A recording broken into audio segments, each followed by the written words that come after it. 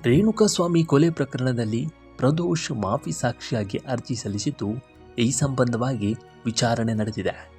ವಾದ ಪ್ರತಿವಾದ ಹೇಗಿತ್ತು ಅನ್ನೋದನ್ನ ನೀವೇ ನೋಡಿ. ಹೌದು, ರೇಣುಕಾಸ್ವಾಮಿ ಕೊಲೆ ಪ್ರಕರಣಕ್ಕೆ ಸಂಬಂಧಪಟ್ಟಂತೆ ಮಾಫಿ ಸಾಕ್ಷಿಯಾಗಲು ಅರ್ಜಿ ಸಲ್ಲಿಸಿದ್ದ ಪ್ರದೋಷ್ ಎಸ್ ರಾವ್ ಅವರನ್ನ ಬೆಂಗಳೂರಿನ ಸೆಷನ್ಸ್ ನ್ಯಾಯಾಲಯ ವಿಚಾರಣೆ ನಡೆಸಿದೆ.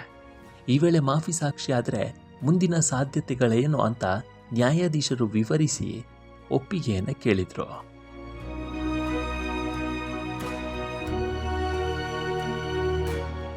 ರೇಣುಕಾಸ್ವಾಮಿ ಕೊಲೆ ಪ್ರಕರಣದಲ್ಲಿ ದೊಡ್ಡ ತಿರುವು ಎಂಬಂತೆ 14ನೇ ಆರೋಪಿಯಾಗಿರುವ ಪ್ರದೋಷ್ ರಾವ್ ಸದ್ಯ ಒಪ್ಪಿಕೊಂಡು ಮಾಫಿ ಸಾಕ್ಷಿಯಾಗಲು ಮುಂದಾಗಿದ್ದಾರೆ. ಈ ಸಂಬಂಧ ಕೋರ್ಟ್ಗೆ ಕಳೆದ ವಾರ ಅರ್ಜಿ ಸಲ್ಲಿಕೆ ಮಾಡಿದ್ರು. ನ್ಯಾಯಾಧೀಶರು ವಿಡಿಯೋ ಕಾನ್ಫರೆನ್ಸ್ ಮೂಲಕ ವಿಚಾರಣೆಯನ್ನು ನಡೆಸಿದ್ರು. ವಿಚಾರಣೆ ವೇಳೆ ಕೋರ್ಟ್ ಮೊದಲು ಪ್ರದೋಷ್ಗೆ ಮಾಫಿ ಸಾಕ್ಷಿಯಾಗಲು ಒಪ್ಪಿಗೆ ಇದೆಯಾ ಅಂತ ಕೇಳಿತು. ಪ್ರದೋಷ್ ಹೌದು ಎಂದ ಬಳಿಕ ಮುಂದಿನ 2 ಸಾಧ್ಯತೆಗಳನ್ನು ತಿಳಿಸಿತು.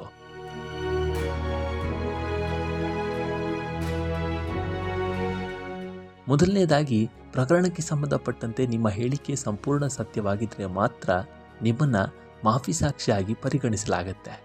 ಒಂದು ವೇಳೆ ಸಂಪೂರ್ಣ ಸತ್ಯ ಹೇಳಿಲ್ಲ ಒಂದಾದರೆ ನಿಮ್ಮನ್ನು ಆರೋಪಿಯಾಗಿಸಿ ನೀವು ಜೈಲಿನಲ್ಲೇ ಇರಬೇಕಾಗತ್ತೆ. ಈ ಬಗ್ಗೆ ಮಾಹಿತಿ ಇದೆಯಾ ಅಂತ ನ್ಯಾಯಾಧೀಶರು ಕೇಳಿದರು. ನಮ್ಮ ವಕೀಲರು ಎಲ್ಲ ಮಾಹಿತಿಯನ್ನು ನೀಡಿದ್ದಾರೆ ಅಂತ ಪ್ರದೋಷ್ ಕೋರ್ಟ್ ಗಮನಕ್ಕೆ ತಂದರು.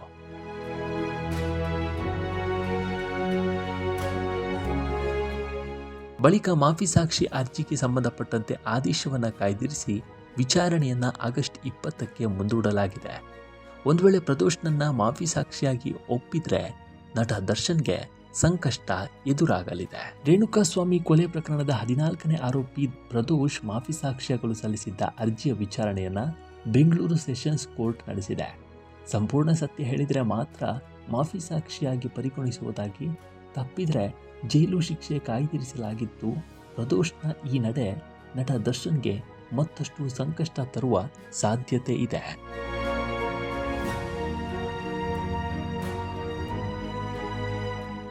ಜೈಲಾಧಿಕಾರಿಗಳು ಮಾಫಿ ಸಾಕ್ಷಿ ಅರ್ಜಿ ಸಲ್ಲಿಸಿರುವ ಪ್ರದೋಷ್ನನ್ನ ಪ್ರತ್ಯೇಕವಾಗಿ ಹಾಜರುಪಡಿಸಿದ್ದಾರೆ.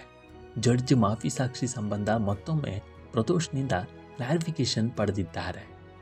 ಎಲ್ಲ ಓದಿ ಸೈನ್ ಹಾಕಿದ್ದೀರಾ ಅಂತ ಜಡ್ಜ್ ಪ್ರದೋಷ್ಗೆ ಕೇಳಿದ್ದಾರೆ.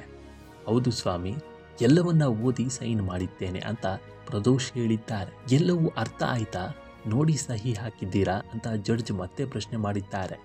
ಹೌದು ಸ್ವಾಮಿ, ಎಲ್ಲ ಓದಿ ಅರ್ಥ ಮಾಡಿಕೊಂಡು ಸಹಿ ಹಾಕಿದ್ದೇನೆ ಅಂತ ಪ್ರದೋಷ್ ಹೇಳಿದ್ದಾರೆ.